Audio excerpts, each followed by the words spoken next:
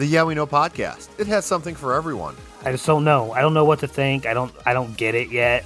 Read your history books, Chris. You're older than all of us on this podcast. Dudes always get squashed in their hometown. That's the way it goes down in professional wrestling. Edge is from Ottawa, and he got his ass handed to him last night on Raw. I mean, it feels like there's this inside thing that I just not aware of or understand. That is a perfect day one WrestleMania opening match. The Yeah We Know podcast. 3 guys who can't wrestle, who can talk, in their basements. Hello, Internet. The Morgan You Know podcast network presents Balls and Brew.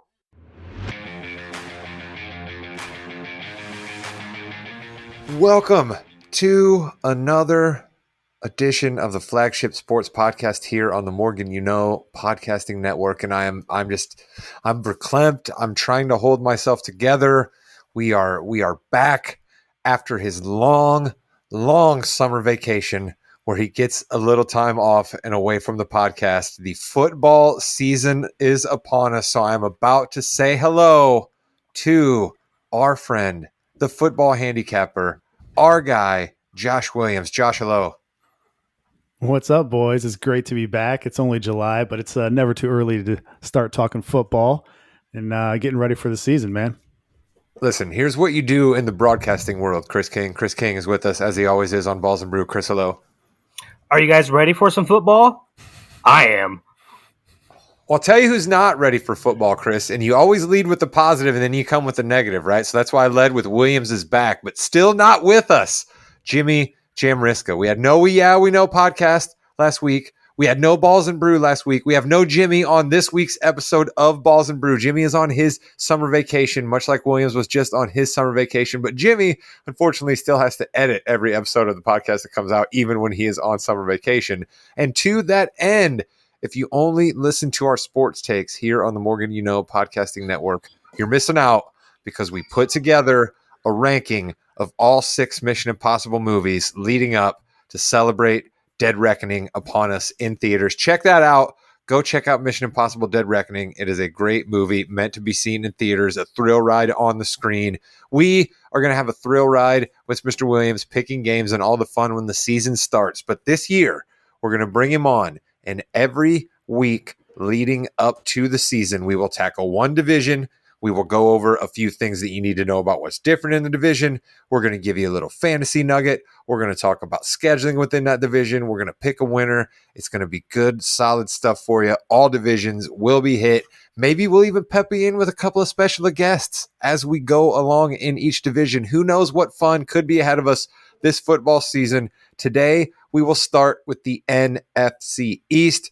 We're going to get there in a minute, but Chris, real quick, I wanted your thoughts when you found out we were going to start with your Cowboys. We had to dive headfirst into football with your Cowboys. What did you think of that decision? I was really kind of surprised. I thought we would maybe save the NFC East for last because that's probably the toughest division to win in the NFL right now. So I thought maybe we'd wait till the end of the season. I guarantee you there's going to be more storylines coming out of the Cowboys camp before the preseason is over. However, they have not disappointed so far, have they?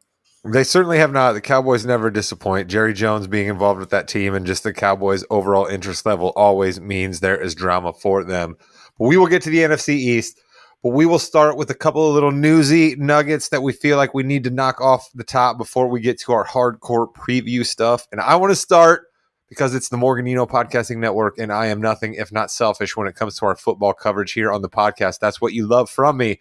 The Colts now have to worry about DeAndre Hopkins. Once again, we had to worry about him when he was a Houston Texan, and he just can't get enough of that Colts secondary because he is back to have 2 bites at the apple as a Tennessee Titan. Mr. Williams, your thoughts on D-Hop finally signing and our waiting to see where he was going to go this summer was over?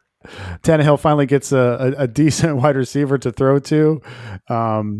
They've kind of been one of the weakest wide receiver core groups in the league, and now this I think this inches them closer to Jacksonville probably as being the favorites in the AFC South. Yeah, I mean, we're all about the Jaguars here on this podcast because the Colts are still not necessarily what we'd call a competitive team. So while the Colts are still in our hearts, we're a Jacksonville Jaguars podcast. We were all about them last year. DeAndre Hopkins went on this tour of all of these different teams, Chris. And like, what are we meant to think that any of that meant? Because I know I have an answer, but I'm interested to see what yours is. Do you really think that maybe it's just because he knew he'd be playing against Indianapolis and then Houston twice a year? We know he performs against the Colts. He's done that time and time again. Some of his biggest games of his career are in Indianapolis, and he gets to do that again. It hurts that maybe Tannehill's throwing to him, but he gets revenge on Houston as well, because I think he still has a little bit of ill will towards them.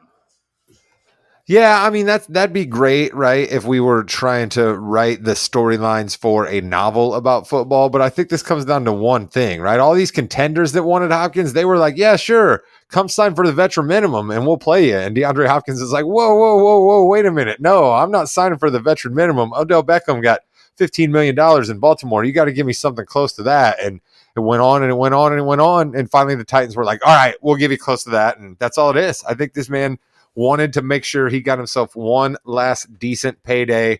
And I can't say that I blame him, because there's another story going on in the NFL right now where a lot of guys didn't get paid, didn't get the money they were looking for. They were given the franchise tag.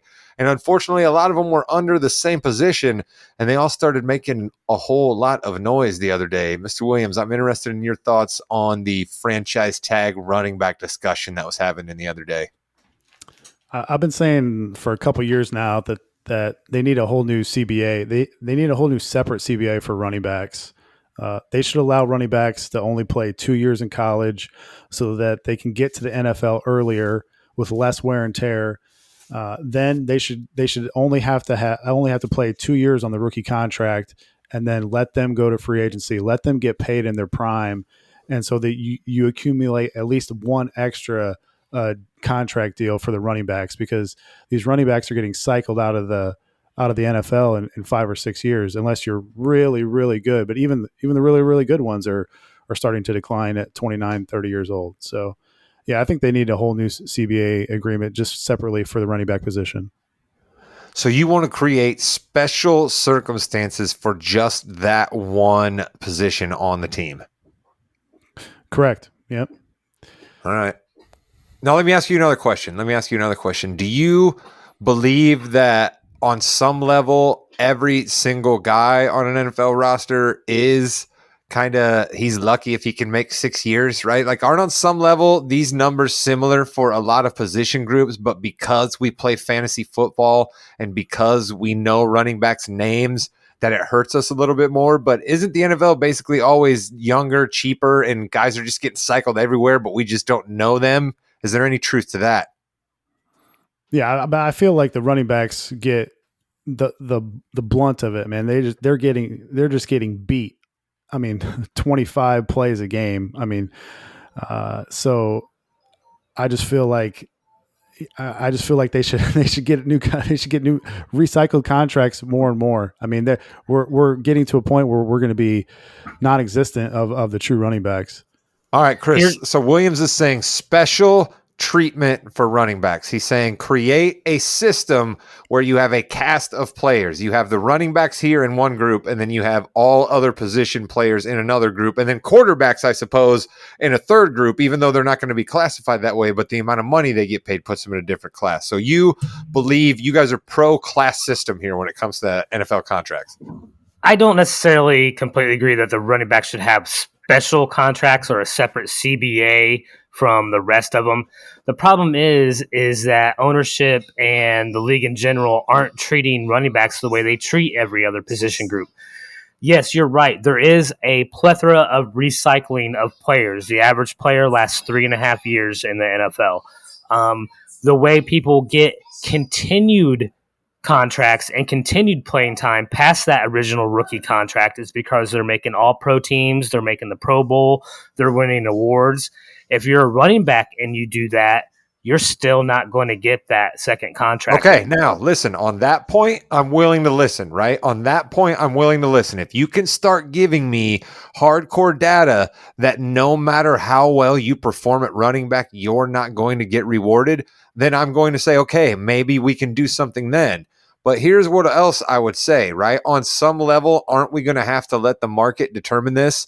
Like, we could yell and scream and cry all day that we want, Mr. Williams, that these running backs need to get more money. But ultimately, if the owners and the GMs aren't going to sign them to those contracts almost no matter what we do, isn't it a moot point? That's what I'm saying. The analytics have almost brought in the running back position, out of the league. So, that's the main point there, is that if you get these guys their money earlier, I just think that we're going to lose the running back position sooner or later. But haven't we already lost the fullback position? Pretty much. There's less and less bell cow running backs every year.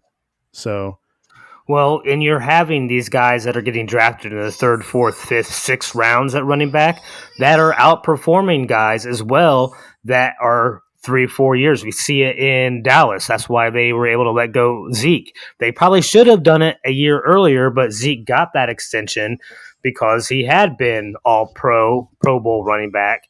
But we're seeing it right now with Jonathan Taylor. He's probably going to be hard pressed to get a very good contract after this contract is up. He'll probably get franchise tag, much like we've seen a lot of other guys. And you're seeing it with Saquon Barkley right now. He is holding out instead of signing the franchise tag. He wants that contract. He has been a all-pro running back in his past. He had a great season last year coming back from injury, and he feels like he's getting disrespected. I don't think it's going to work. We didn't see it work with Le'Veon Bell and Pittsburgh, and they're notorious for having a bellwether back, and I don't see the Giants folding here either. I just think on some level, though, right, I hear some of these podcasts and I see some of these people on Twitter, right, and I hear them like trying to make an argument for the running back because it makes them seem like a humane, decent person. And I know that I sound a little bit insane here, but like at the same time, these are people who yell at coaches for running the football. These are the same people who said the running back position is not important. You know what I mean? Like, these are the people who said you need to be throwing all the time. The throw is more important for you in football. Throw, all of this. Quarterbacks start throwing for 400 yards. Wide receivers are divas everywhere. And then we look around and we're like, oh, man, geez, what happened to the running backs? I feel really, really bad about that. And it's like, no, man, you're the one who just came in here and lit the fire. And now you're telling me that I got to give special treatment to the running back. Ultimately, what I think, Williams, you're landing on something that I think is right. We need to try to figure out a way to do away with the 3 years before you can join the NFL rule. We just have to do away with it. We just honestly have to. It's too much, and I don't think you're going to be able to create a scenario where running backs are going to be like, hey, I only got to come to school for my freshman and sophomore year, and then I'm gone. And then everybody else has got to wait 3 years. That's not going to work very long either. So you're going to have to just open the floodgates to everybody, which will then in turn allow everybody to make a little bit more money, including the running backs. You could do something else here too, and this could go back to a CBA, but you don't do it just for running backs. You do this for all personnel on a team. If you are a player on a rookie contract and you get a all-pro nod or a Pro Bowl or some sort of, kind of like what the NBA does milestones to get you out of your contract. Or that requires you at that point in time, if you're in a rookie contract, you made all pro twice or once, you made the Pro Bowl twice, then that team can no longer use a franchise tag on you. They would have to sign you to another contract or an extension or something else. And then that would give teams the incentive to sign an extension earlier in that rookie contract. So instead of waiting until that 4 or 5 years is up, okay, I like you that. wait until after 2 or 3 years and sign them for an additional 2 or 3 years instead of an additional 4 or 5. All right, Williams, let me ask you this then. Last question on this. I think here's our compromise to you. You want running backs to get paid money earlier. I agree with you. What about a little bit from column A, like Chris was just talking about, a little bit of column B, me? You get certain marks, you get time taken off of your contract. So if you are a bang-up running back by the end of your first year, you can get 1 year taken off. If you still hit those marks in your second year, you can get another year taken off, and then boom, guess what? You're a free agent that year. How about something like that? Yeah, incentive-wise, yeah, that's fine. And the whole thing with coming out early in college, 2 years, you would think that everybody would say, oh, that's not fair. Well, these guys are taking a beating. So I feel like they should get that benefit of the doubt, to try and get their Oh, money I a little totally bit agree earlier. with you there. I'm Yeah. not trying to keep guys in school. I'm just saying I think it'd be awfully tough to allow one certain group out and not others. Yeah. I mean, they're getting, like I said, they're getting beat, and the earlier they can get the money is the better, in my opinion. We love the running back position in fantasy, man. We want to keep it around. There we go. Absolutely. I love that. Well, speaking of running backs, Chris mentioned his name in one of his wonderful points there. Chris always comes a little bit stronger in football season, folks. I think you guys are going to notice this. He's grasping at straws during basketball, but football, he's on top of his game. He brought up Saquon Barkley, and we mentioned at the top, his Cowboys are in the NFC East. Jimmy's going to have some sort of cool little production thing here. Maybe the guys are hitting something like that, and then we're going to talk about the NFC East. Hurry up! Hurry up! Hurry up!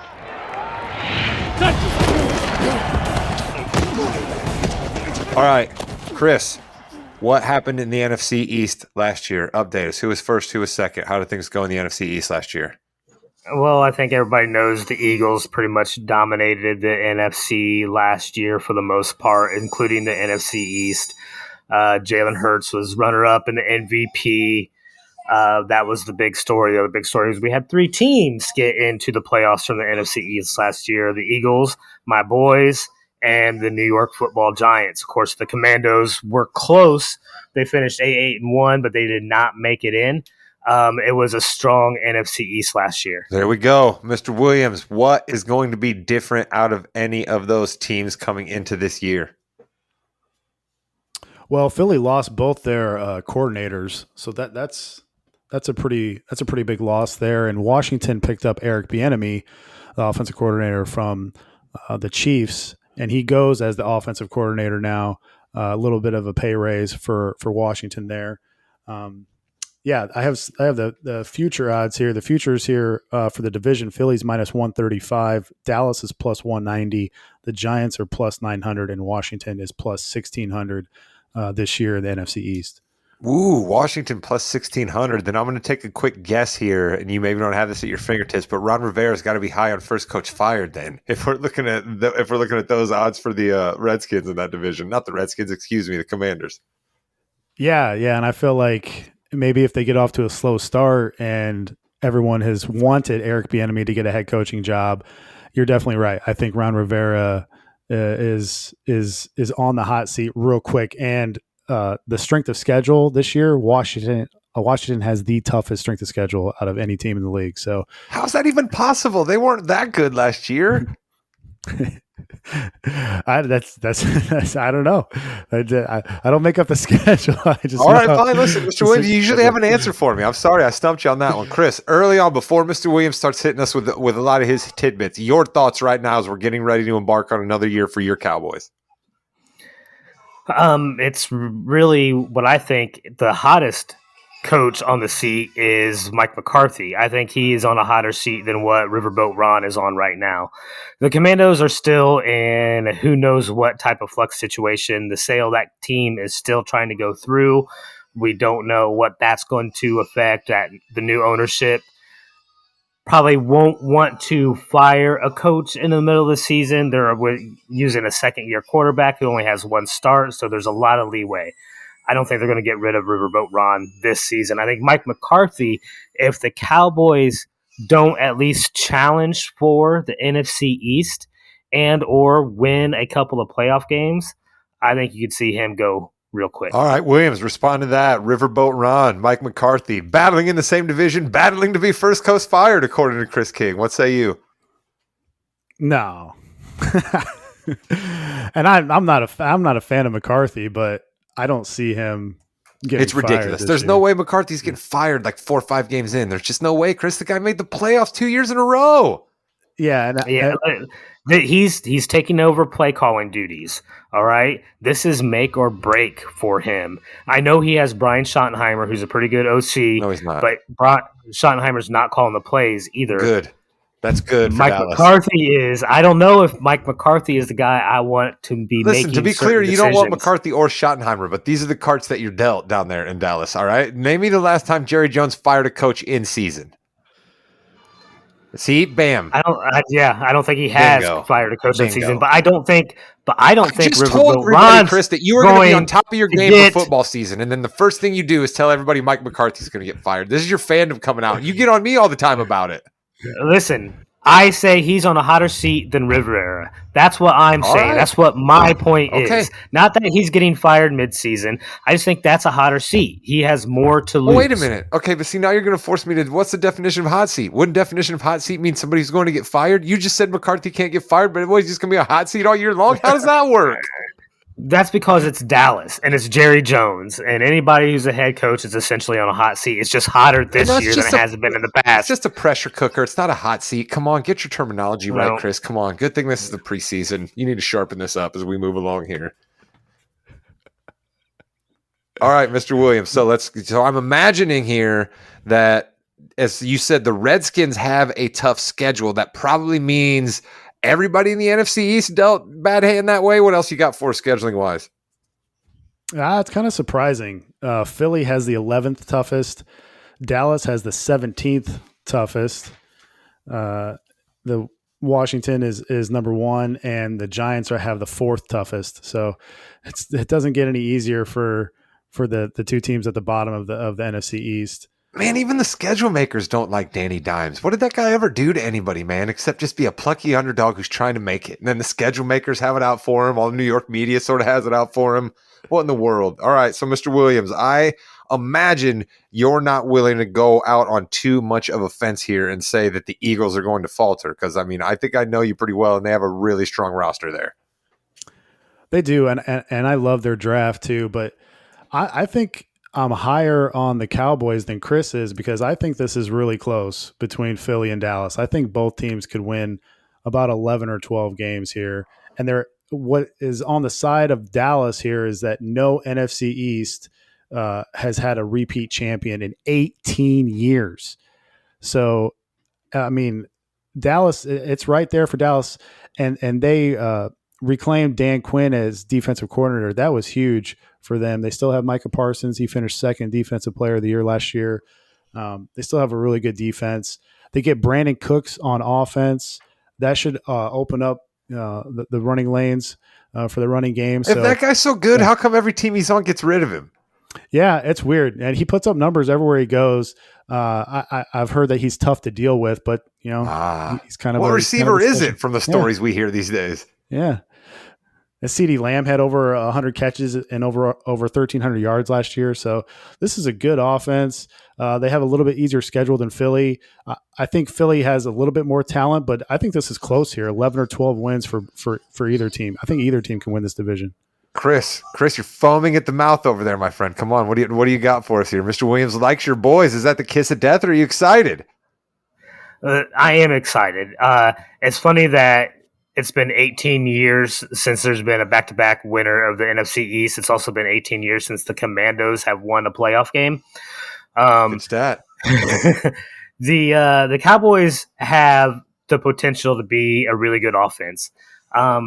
If they really work in play action early and often in their offensive schemes, I think that opens up their offense a whole lot more. I think Dak is a lot better at play action. He throws the ball deeper in play action, and he throws less interceptable passes under play action.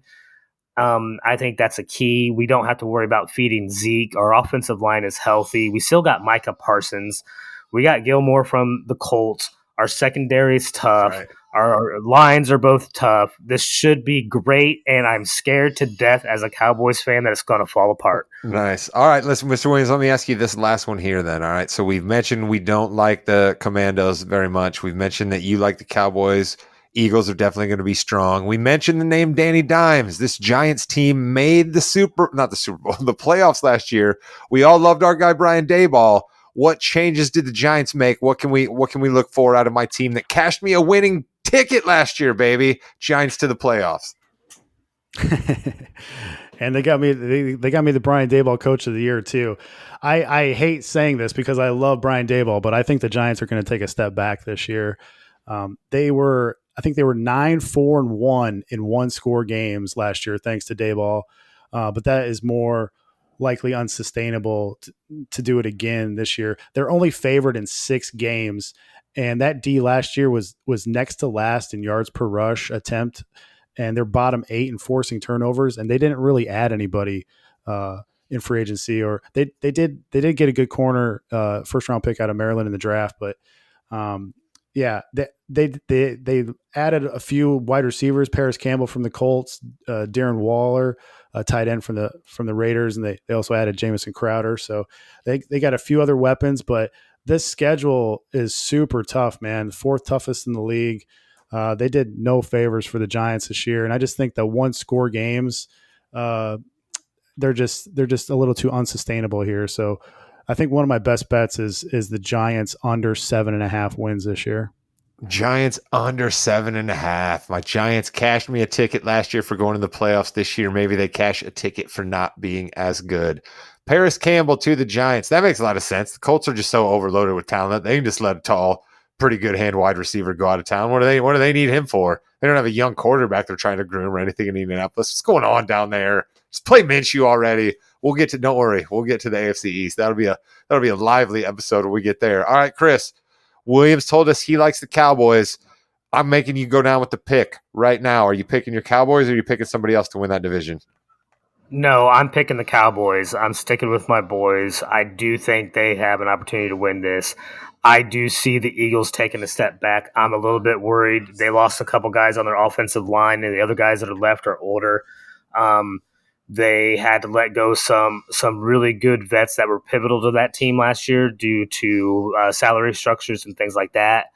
I know Jalen Hurts has won 17 of his last 18 regular season games that he's started. That's a high quality stat right there. I just see them taking a step back because we all know one of the 2 Super Bowl teams from the previous year take a step back. I don't necessarily see the Chiefs taking a step back.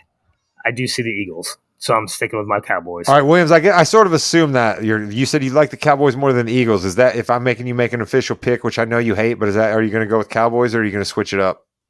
I said that I liked both teams to win about 11 or 12 games, but I will break this down right here. This could be a scheduling advantage late in the year for the Cowboys. Listen to what the Eagles have to do after their bye late in the year. They go at KC versus Buffalo versus San Fran, at Dallas, and at Seattle.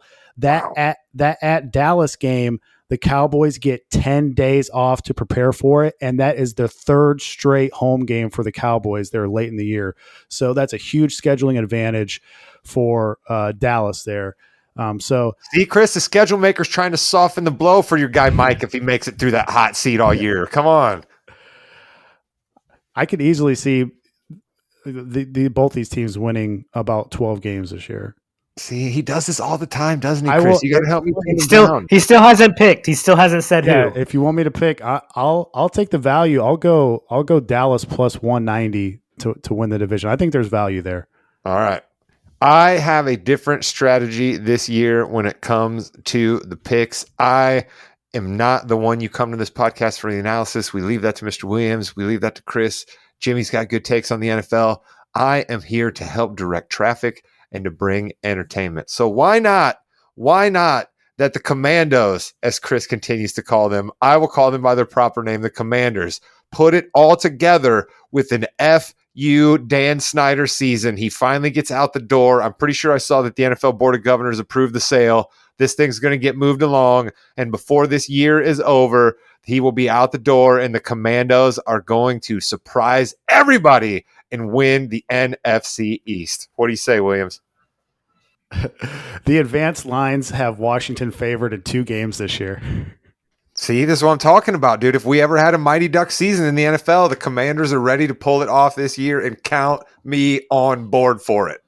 Listen, Rod, I have heard a lot of analysis, and I saw this kid play at North Carolina a couple times since I'm down here, but Sam Howell is a legitimate dual threat quarterback. You can see a lot of RPO. Eric Bieniemy knows how to run that type of offense. I've seen him compared to Russell Wilson early in his career too, and we know how good Russell was back in the day. So they legitimately could have a quarterback on that team. Let's go. I even forgot about the fact that they could throw old Riverbone Ron out and say he got hired by Snyder, and then Bieniemy comes in and he's like, look at this, the shiny new Bieniemy finally got a head coaching job and he's charging the Commanders to the playoffs. Let's go. Why not? Some of these picks are going to be wrong, right? So what gain do I get from saying, yeah, Cowboys are going to win the NFC East? What gain do I get from that? Nothing. But if the Commanders win the NFC East, I get to tell Williams I'm smarter than him. And that, to me, is a value proposition, as Williams puts it. They are plus 1,600, so that could also net you a lot of money. I also didn't go chalk here. You like threw me under the bus and I went chalk. The chalk is Philly. I went out on the limb taking Dallas. Listen, I'm not even smart enough to know who the chalk was. That's what I'm saying, Williams. So why not just take a complete gamble for me? That's what we're doing here. All right. So be ready for my pick coming up on all the other divisions, folks. That's something to look forward to. I have one last little fantasy tidbit if you want it. Yes, I was going to say we're going to round out with the important thing that all of us are doing right now before the NFL season starts, and that is trying to get our fantasy rosters together. Okay. In 2021, he was the only running back that was top 5 in yards per route run and yards after contact per attempt. And then all this guy did last year was lead the league again in yards after contact. Chris is going to love this. He's going as RB8 right now in half PPR leagues. I think Tony Pollard is going to be a top 3 fantasy running back this year. Chris, he's just giving all the love to your Cowboys. Like, you're just dumbfounded over there. With one episode this year, I'm going to pin Jimmy down and make him release our video because Chris has a nice, shiny new Cowboys background up in North Carolina, Morgan Studios, and he is just beaming with all of this love Williams is giving his Cowboys. It's really nice that I don't have to say any of this and jinx them, because if I was saying all this, they would be jinxed hard because my teams always get jinxed when I try to pump them up. But, I mean, Pollard is the only guy right now in Dallas in the backfield, so he's going to get the touches. I was going to ask you, Chris, who's somebody else out of that division that you absolutely would want on your fantasy roster? I mean, if Saquon Barkley ends up playing, then you want him. He really showed he was back last year. He still has fresh legs underneath him. If he ends up playing, they did a lot of work in New York to revamp that offensive line. If they gel correctly, could be a dangerous unit. And Barkley could just go off again with almost 2,000 all-purpose yards. But that's if he comes back and plays. If he doesn't come back and play, then you got to go with is it Brandon Jacobs? Is Brandon Jacobs still in New York? Is that who's backing him up? Is it Tiki Barber? Oh, wow. Ron Dane? I was going to say McLaurie, the receiver out of Washington. He's their prime receiver. That was my pick. That's my Commandos. I already did. You can't do a good Commandos pick after the way you trashed them all podcast. Listen, he's the only guy in Washington that's going to catch the ball consistently, and you would want him on your roster for sure. He has a terrible name. Okay, his name's Terry McLaurin. Who thinks that's a cool name? You don't want to say, yeah, Terry. Nobody wants that, right? He plays for the Commandos, Commanders, whatever, Redskins. You might even still accidentally call him that. Maybe you still call him the Washington football team. All of that's stacked against him, but the guy is one of the top-rated wide receivers in Madden. That usually means a guy's pretty darn good. There's nobody that does more research on routes run and where they run routes and all that stuff than the Madden folks, and they had McLaurin way high. So if my Commanders are going to be the Mighty Ducks of the NFL, then you need McLaurin, and I can't believe Chris gave a garbage answer like Saquon Barkley and then piggybacked off of what was going to be my great answer, and he didn't even know it. It's Scary Terry. That's not bad. If my name was Terry McLaurin, I'd have people call me Scary Terry as well. All right, that is going to do it for this first episode back on the football train here on Balls and Brew. A few things may still pop off in the NBA, so we will have Jimmy host a segment of the Fast Break if it so is necessary as things go along. If Dame Lillard, per se, gets traded, if James Harden gets traded, if for some reason Jaylen Brown gets traded because the Celtics and him still haven't signed their mega deal. But this isn't the podcast for that. We talk football here. Just wanted to let people know that still may be happening. We have the Yeah We Know podcast for you available in this feed as well. Listen for your wrestling takes. Me, Chris, Jimmy, getting you ready for SummerSlam, which is just around the corner. And we have another Morgan You Know pop culture episode coming out very soon where we gave ourselves the impossible mission of crowning the best 90s rock band. So keep a lookout in this feed for that pod. That will be coming at you soon. Jimmy, we are told we'll be back to work hosting / guesting very soon. Jim, hope you enjoy your vacation. Thanks for editing this podcast. Mr. Williams, thanks for coming back off your summer vacation. Did you feel good? Did you feel rusty? Your first pod back after a while? No, man, felt good. What we got NFC South next week? We're just going to go right down the line, or what? I think that seems pretty good to me. Let's go down to after talking about a division that has a lot of good teams. Let's go down for a division that maybe doesn't have any good teams. That sounds like a great move week 2. I like that. Speaking of down south, our guy from North Carolina, Chris King. Chris, buddy, thank you so much. We need Jimmy back next week, don't we? We were kind of like a rudderless ship this week, weren't we? Yeah, and if you think Rod has some crazy takes, just wait till Jimmy gets on here. We know how he is. There we go. Until next time, this has been the Morgan You Know Podcasting Network. Tell your friends, make sure you follow along in whatever app you are listening. And Chris, as always, has the final word. Goodbye, Internet.